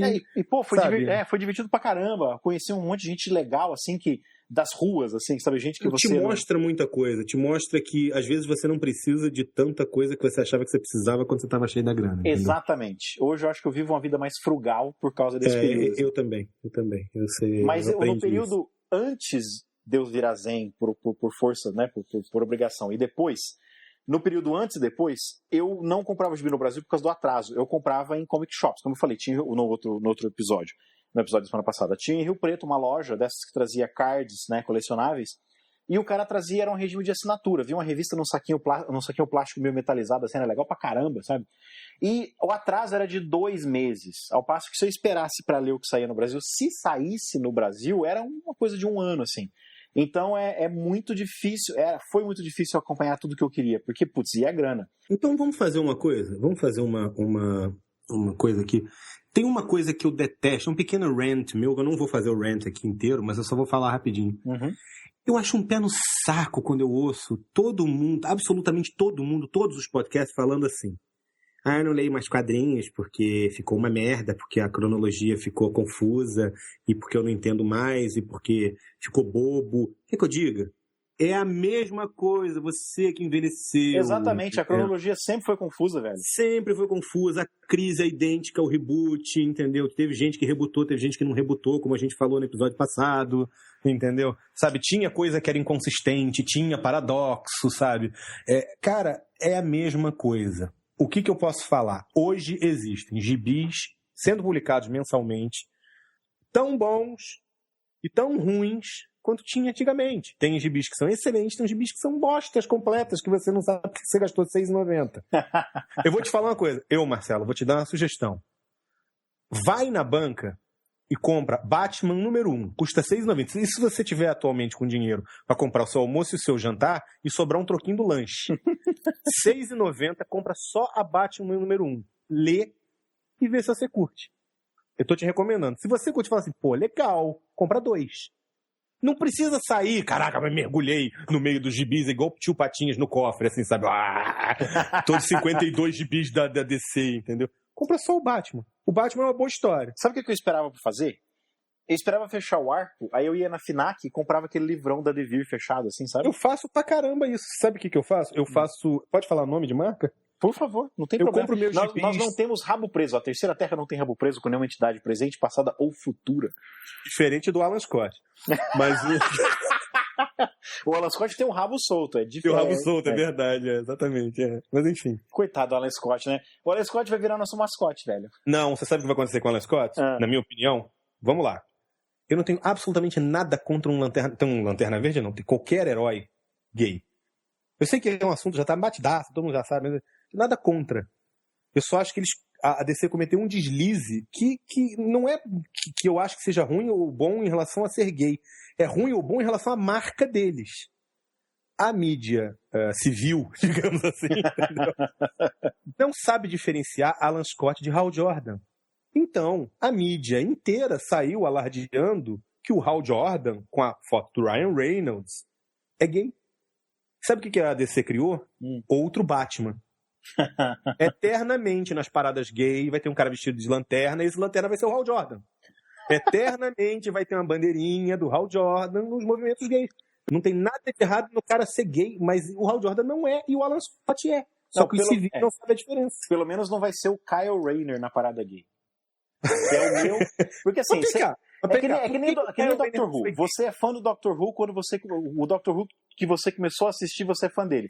Quando eu comecei a ler DC, era o Kyle Rayner. Então eu sou fã do Kyle Rayner. Alan Jordan pra mim, ó... Por quê? Eu comecei a ler o Kyle Rayner. Então, agora, seria legal se a gente visse na próxima parada gay em São Paulo o Guy Gardner. Sim, mas o cara eu digo com o cabelo primeiro, do Mo, assim. Primeiro que o Guy Gardner, ele hoje em dia usa cabelo escovinha. Rapado do lado, escovinha em cima, entendeu?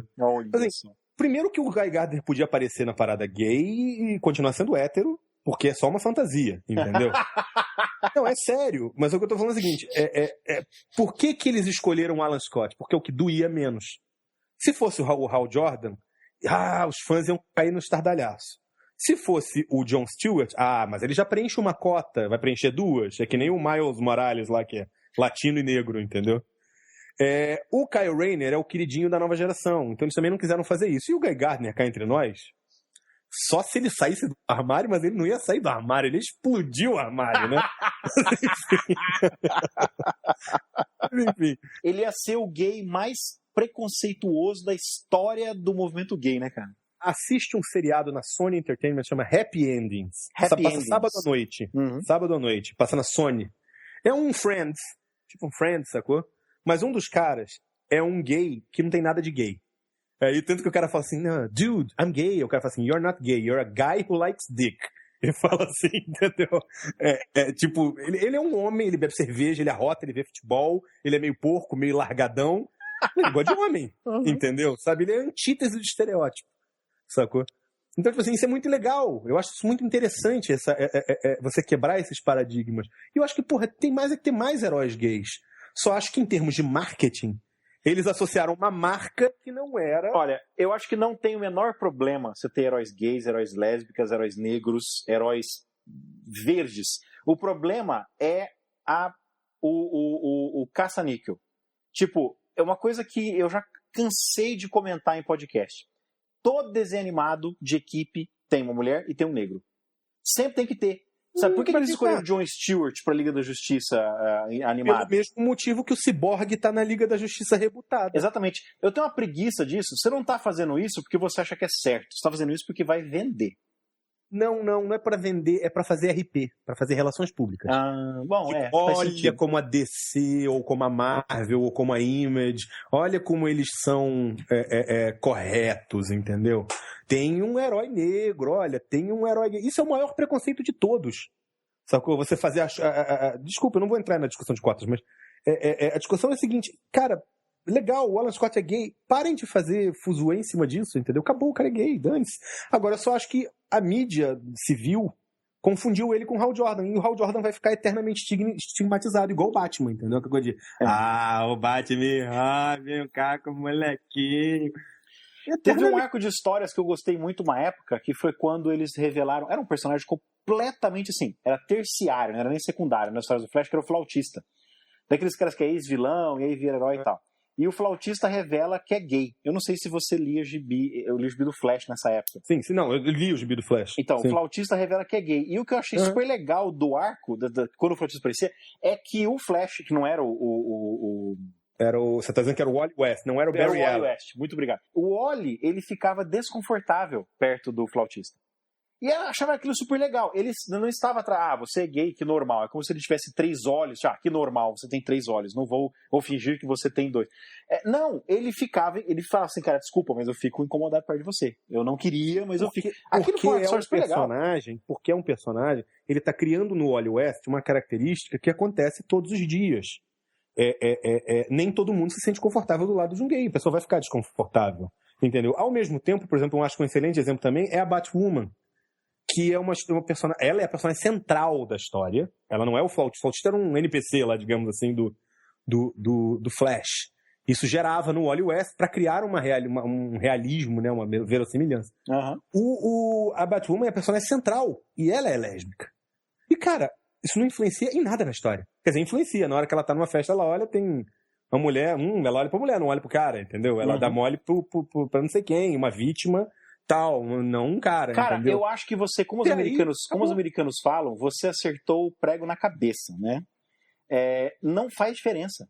As histórias em quadrinho não são sobre a vida deles como gente normal. As histórias em quadrinho são sobre a vida desses caras salvando o mundo. Exato. Então não interessa se o cara é pedófilo, se ele é gay, se ele é hétero, se ele é capado, entendeu? O Batman pode ser eunuco. Não vai fazer diferença na história dele. Talvez ele vai ficar um pouco mais gordinho, né? Um pouco mais sedentário, mas... Pode ser, não. O Batman é eunuco. Você nunca assistiu o Batman Feira da Fruta? Ele é eunuco. Tá explicado ali. Entendeu? Resolveu a questão, entendeu? Olha, falando em eunucos, os Jovens Titãs vão voltar pro Cartoon Network. Olha só, como eu fiz a ponte super perfeita, assim, de uma conversa pra outra. Eu vou dar minha opinião rápida a respeito do assunto. Ai, Jesus, rapaz.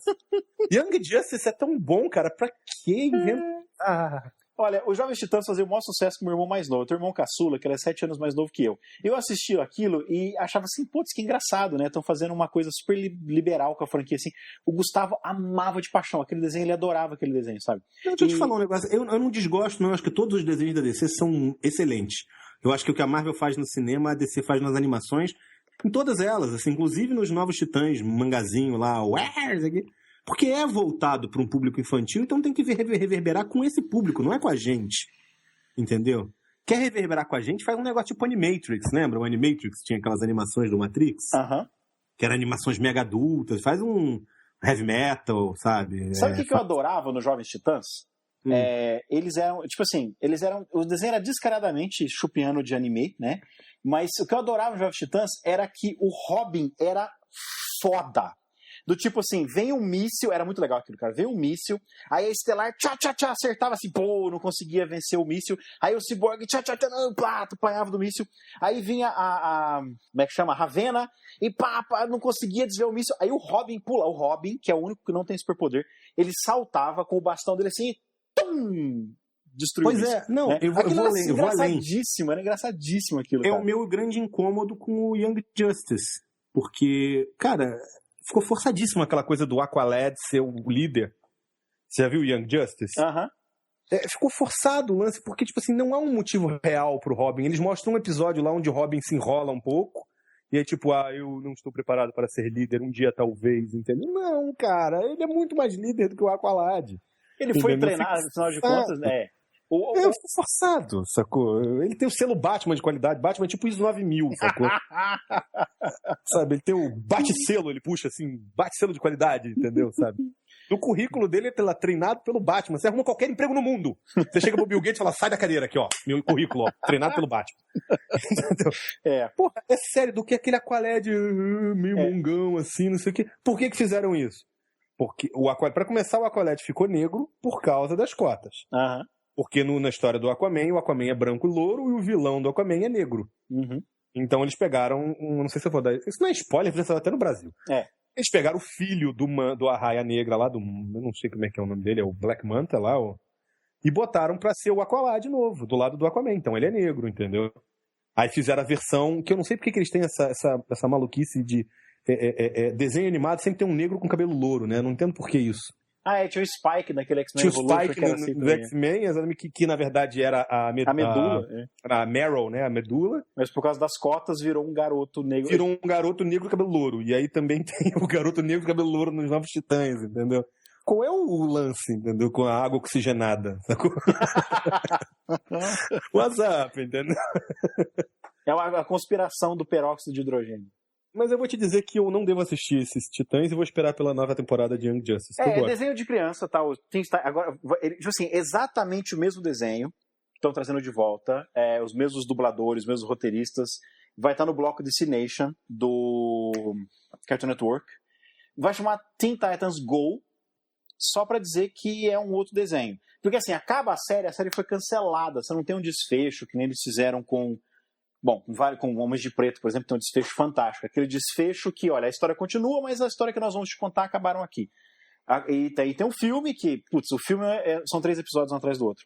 Então, que acabou em 2006. Acabou em 2006 o desenho. E agora, no ano que vem, 2013, vai voltar, é o mesmo desenho. Uhum. Né? Do mesmo jeito. Por quê? A DC não tava com desenho animado. O Homem-Aranha Ultimate Spider-Man tá bem isso, né? É um desenho pra criança, assim, tá engraçadíssimo, divertidíssimo. A DC não tinha, né, cara? Então, vamos trazer de volta os Jovens Titãs, que era um sucesso. Eu ouvi um rumor na época que esse desenho animado não foi cancelado porque não tava fazendo sucesso. Ele tava lá médio, assim, entendeu?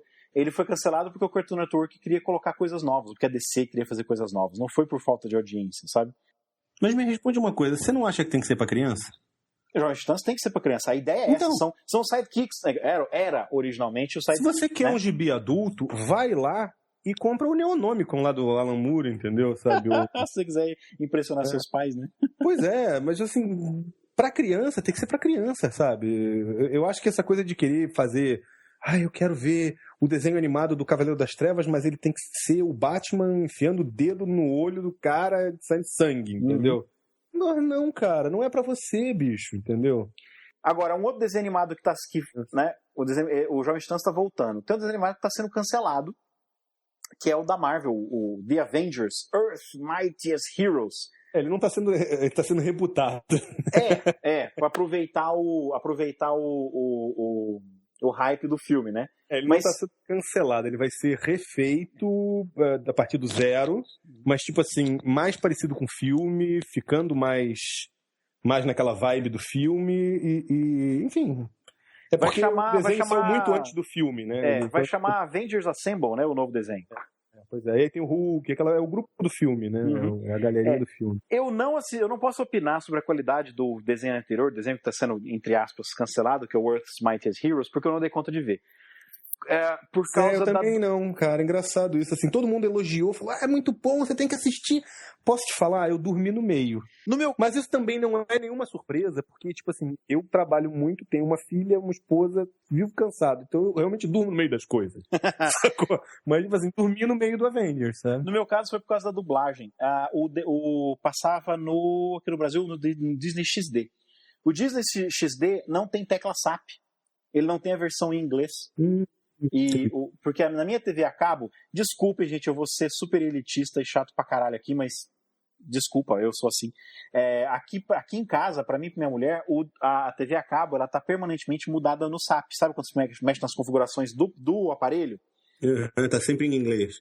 Tá sempre em inglês, porque a minha mulher precisa desenvolver o inglês dela e, basicamente, tudo que eu consumo em termos de literatura é em inglês. Então, precisamos treinar o inglês, né? Então tá tudo em inglês mesmo, a televisão. Eu quase não assisto TV, minha mulher assiste pra caramba, e modéstia à parte, nós não precisamos assistir as péssimas dublagens do Cartoon Network, ou a do Cartoon Network até que são boas, mas do Animal Planet. As dublagens do Animal Planet são de vontade de se matar, assim. Aquelas dublagens que, tipo, eu estou dublando, mas não estou dublando, né? Tipo assim, eu estou falando em cima da dublagem, né? Do original. E essas séries de TV dubladas direto nos Estados Unidos são ridículas, assim. Então tá no inglês direto, assim. E também porque, como fã de cinema, eu quero ver o negócio no original. E aí você descobre que o Sérgio Milani, aquele cara do Encantador de Cães, ele tem uma vozinha assim, ele não tem aquela voz que ele fala da dublagem. Quando você bota em inglês, E com sotaque mexicano fortíssimo, né, pois cara? exatamente, cara. Então, e aí, só que o Disney XD, ele não tem a versão SAP na minha internet, na minha TV a cabo aqui. Eu falei, eu não vou assistir essa porcaria. Eu vi os 2 primeiros, que é tipo como se fosse um filme em 2 partes, o piloto, né? E, em primeiro lugar, parece um desenho animado dos anos 90, parece aquele desenho dos X-Men, sabe aquele X-Men? que passava na Globo, e a dublagem, eu não sei de onde as pessoas tiram essa ideia, eu escuto direto, porque a dublagem brasileira é a melhor de todas. Em primeiro lugar, só tem um jeito de você dizer que a dublagem brasileira é a melhor do mundo. Se você assiste as coisas em tudo quanto é... Você assiste um negócio dublado em russo, chinês, francês, espanhol, tailandês, italiano. A única maneira de você dizer que a dublagem brasileira é a melhor de todas é se você puder... Melhor de todas em relação a quem? Você assiste dublado em tudo quanto é linguagem e fala, não, realmente a brasileira é a melhor de todas? Pois é. Porque eu não engulo essa história. Eu ouvi uma vez o cara que dubla o Johnny Bravo, como é que ele chama? É o Ricardo Juarez. Ele tava naquele Fala Mais Joga, você já viu da Game TV? Sei, da Play TV. Play TV. Era Game TV, como é que chama? Era Mix TV, e aí tinha um horário que era Game TV, agora virou Play TV. Enfim, agora é Play TV. Isso. Eu gosto de assistir muito o Mock na Play TV. Ele tava no Fala Mais Joga e ele falou uma coisa assim, ó, a dublagem brasileira já foi muito boa, hoje não é mais. Isso faz alguns anos. 2006, 2007, quando eu vi isso. Ele falou, a dublagem brasileira não tá mais muito boa, porque para baratear custos, os estúdios têm feito dublagens com estúdios lá nos Estados Unidos que pega praticamente nego na rua. Ele não falou desse jeito, mas eu tô interpretando o que ele disse. Uma das coisas que eu gostei dele pra caramba, do Ricardo Juarez, é que ele, sempre que você ouve um dublador na televisão, você tem a impressão de que o cara tá sendo dublado, não é? Com certeza. O Ricardo Juarez não. Ele tem um tom de voz, eu lembro dele tanto do Johnny Bravo quanto do Tom Paris, de Voyager. Ele fala com uma entonação diferente dos personagens. Sabe? Você não fala que ele está sendo dublado. O que eu achei fantástico. Eu ainda acho o Tom Paris dele mais parecido com ele do que o Johnny Bravo. Mas ainda assim, ele tem uma coisa meio... uma coisa meio incisiva, meio rebelde, assim, na hora que ele fala como o Tom Paris, que ainda não é a voz dele. Ele fala de maneira mais tranquila. Uhum. Eu gostei muito disso. De ver assim, olha, ele não é ele mesmo quando ele dubla. Ele faz um personagem. E ele falou, a dublagem brasileira não é a melhor do mundo, mas por causa disso, porque as dublagens são feitas lá nos Estados Unidos com qualquer um, né? Mas isso me pegou pensando. Teve um episódio do God Mode que eu, infelizmente, nunca fui lá no fórum foi uma época em que estava tarefado pra cacete, assim, que eu não pude ir lá comentar. E já passou a época, faz... Que tem o Ricardo Juarez também. Foi um episódio antes do Ricardo Juarez. Em que eles fizeram com o Fernando, o dublador, que fazia o amigo deles lá, não é isso? Eles falam da dublagem do Uncharted. Exatamente. Que eles comentam que a dublagem brasileira, eu escutei mais ou menos, a dublagem brasileira é a melhor do mundo, é a mais melhor do mundo. Cara, você só pode dizer isso se você escuta a dublagem de dezenas de países. E eu vou te dizer, em primeiro lugar, desenho animado norte-americano, as dublagens são fantásticas, os caras atuam de verdade, eles contratam atores para fazer as dublagens. E, em segundo lugar, se você é muito fã de cinema e você vê muito making of, background, você sabe que 70% do que você escuta numa série de TV ou num filme foi dublado. Um tipo de dublagem chamado overdub, que é o próprio ator... eles fazem Tem um outro nome também que eles usam isso, mas eu esqueci agora. Eu falei sobre isso num quadrante alfa. Tipo, você tá filmando o Kirk e o Spock, o microfone tá em cima do Kirk, o diretor tá dando ordem, tem um gaffer ali embaixo, bem no pé dos caras, mexendo, fazendo barulho. Então, você filtra tudo isso, coloca o som da Enterprise, dos motores da Enterprise no fundo, e o George Takei vai ter que se redublar de novo, o Leonardo Nimoy vai ter que se redublar. 70% do diálogo que você escuta num filme foi dublado de novo. E desenhos animados, pega qualquer desenho animado, pega o meu favorito, que é o Batman do Futuro, pega a Liga da Justiça no inglês original, pega Gárgulas, que é um desenho muito bom, que tem tipo assim, quase todos os membros do elenco de Jornada nas Estrelas da Nova Geração fez pelo menos um episódio de Gárgulas. Não, o Goliath, que era o principal do Gárgulas, era o Keith David, que por acaso faz o Capitão Anderson no Mass Effect. O Keith David que tem a voz mais famosa que a cara, né? Shepard. O Keith David tem a voz mais famosa que a cara. No filme Senhor e Senhora Smith, por exemplo, ele aparece com a voz dele, não aparece ele. Né? Sim, não, ele aparece em vários filmes, ele é um ator já conhecido, mas que a voz dele é muito mais marcante do que ele mesmo. Entendeu? Exatamente. Então, eu não caio nessa, não. A dublagem brasileira talvez tenha sido muito boa no passado, mas eu só conheço 2 dublagens, cara. Eu só assisto coisas em inglês e em português. Eu não tenho como dizer que a dublagem brasileira é melhor que a francesa, que a italiana, que a russa, que a chinesa, entendeu? Então, acho que...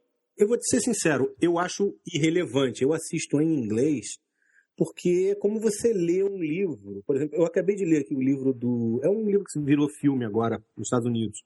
Já tinha um filme na Suécia, que é aquele The Girl with the Dragon Tattoo. É o homem que não, os homens que não amavam as mulheres. Título, não sei por que essa tradução. Um título. Mas assim, esse The Girl with the Dragon Tattoo eu li em pocket. Eu comprei quando fui pra Argentina de lua de mel. E, cara, li em inglês, fantástico. Ele tava querendo comprar a sequência em pocket. Aí eu vi vendendo super barato em português. Eu vou acabar comprando em português. Mas sabe quando você dá aquela freada que você fala assim, será que tá perfeito? Ou será que eu vou perder? Porque eu provavelmente já perdi alguma coisa quando ele traduziu lá do sueco pro inglês, entendeu? Uhum. Vou perder mais ainda na tradução do português, entendeu? Sei lá, porque tem esse problema. Você acaba perdendo... Esse fio, você perde um pouco da entonação. Mas sabe uma coisa que eu gosto ainda? Assim, algumas coisas eu gosto ainda em português. Acho até mais engraçado que em inglês. Porque tem determinadas coisas que você precisa da voz conhecida. Por exemplo, aqueles desenhos animados, tirando o Shrek, que eu prefiro ver em inglês, mas aquelas coisas tipo Era do Gelo, sabe? De vez em quando eu gosto de ver em português, porque sabe aquela coisa que ele pega um cara que é pra ficar óbvio que é o Raymond lá, o Everybody Loves Raymond, que é o Mamute, entendeu? Sabe? É pra ficar óbvio aquilo. É pra ficar óbvio que é o Denis Leary, que é o tigre. Sabe? Todo mundo conhece. Então é legal quando você assiste o desenho em português e você vê que, na verdade, o Mamute é o Diogo Vilela, sacou? Mas eles dão uma de... Igual, por exemplo, pegaram o Bussunda pra fazer o Shrek, porque ele parecia com o Bussunda. Isso foi tétrico. Isso foi tétrico. Até porque quem faz em inglês não tem nada a ver fisicamente com o Shrek, né? Que é o Mike Myers. Mas eu concordo. Tem alguns momentos em que dá certo. O Up, por exemplo, que o dublador original é o cara Chico Anísio dublou... mas quem fazia o original era o cara da Melly Tyler Moore lá. Como é que ele chamava o ator? Deixa eu ver aqui. Sei. Aquele cara... Porque assim, qual que é o personagem? O personagem é um personagem ranzinza, certo? E aquele ator... Deixa eu ver se eu pego o nome dele aqui. Eu assisti ele no tempo da Melly Tyler Moore. Ele nasceu velho. Aquele ator. Ele nunca foi jovem. Ele era velho no jardim da infância, né? Deixa eu ver aqui o nome dele. Caramba, anda rápido na internet. Edward Asner. Todo mundo chama ele de Ed Asner, né? E ele você coloca na internet aí, Edward Asner, você vai ver, cara. Você conhece ele de vários outros filmes. Ele só faz o ranzinza, sabe? E o interessante é que ele, quando você vê a entrevista, ele é um velhinho super simpático, assim, entendeu? Mas o personagem dele... E eu lembro dele nitidamente de Mary Tyler Moore, que passava no Multishow, no tempo que... Ele é quase o Walter Matthau, né? Tipo assim, exatamente. É um cara que você olha pra ele e fala assim, esse cara é ranzinza. E aí, só que o Chico Anísio fez um trabalho fantástico, assim, digno de prêmio. O Chico Anísio fez um trabalho... Ele capturou, em primeiro lugar, ele capturou a essência do personagem, mas ele não imitou o Ed Asner. Sim. Né? Ele fez o próprio personagem. Aquilo foi muito legal. Sim. Só que a gente faz, acho que meia hora que a gente não tá falando mais de gibi. Vamos encerrar então. Beleza, Márcio. Essa conversa foi fantástica. Eu acho que fazia tempo que eu não me divertia tanto falando mal das coisas. Era pra ter sido um episódio de notícia do que sobrou da gravação anterior. Do primeiro Marcelo, parece que você não é nerd, cara. Nerd que se preza em falar mal das coisas. Era pra ser um episodinho só com as notícias que sobraram. Virou uma conversa fantástica. Putz, adorei. E vou publicar esse negócio na íntegra, cara. Eu não vou cortar nada. Os ouvintes vão ouvir 6 horas e meia de conversa nossa. Coitados. Só falando... Na verdade, pode ser conhecido como o resto do mix do Por Trás da Máscara. Sabe aquele que você compra a revista por causa do Aquaman e depois você lê o resto do mix, que são aquelas revistas que você não quer ouvir? Vem aquelas histórias de 8 páginas de um desenhista que ninguém conhece, né? Isso, exatamente. O cara conta, enfim, a história do, sei lá, do irmão do homem múltiplo. Então, para poder ficar o episódio regular toda quarta-feira, na semana que vem nós voltamos no dia 27 com notícias mesmo dessa vez. E esse fica como um extra, né?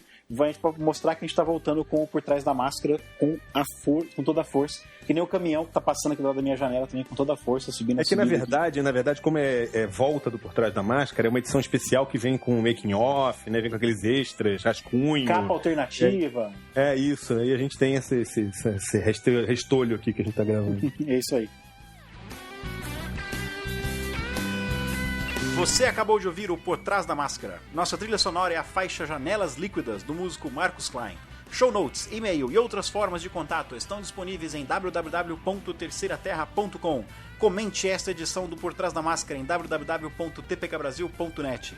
Se comprar gibis na internet, sejam digitais ou de papel, considere fazê-lo através de um dos banners de nossos patrocinadores, a saber, Amazon, Book Depository e Noble Knight. Ganhamos comissão pelas vendas. Também temos botões de doação no site que nos ajudam a nos manter no ar.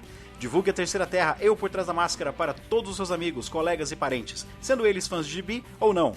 Por Trás da Máscara é uma criação de Leandro Frignani, Renato Dantas e Rubens Padovese. Tanto o Por Trás da Máscara quanto a Terceira Terra existem sob licença Creative Commons de atribuição e compartilhamento pela mesma licença, versão 3.0 internacional. Nos vemos na próxima edição.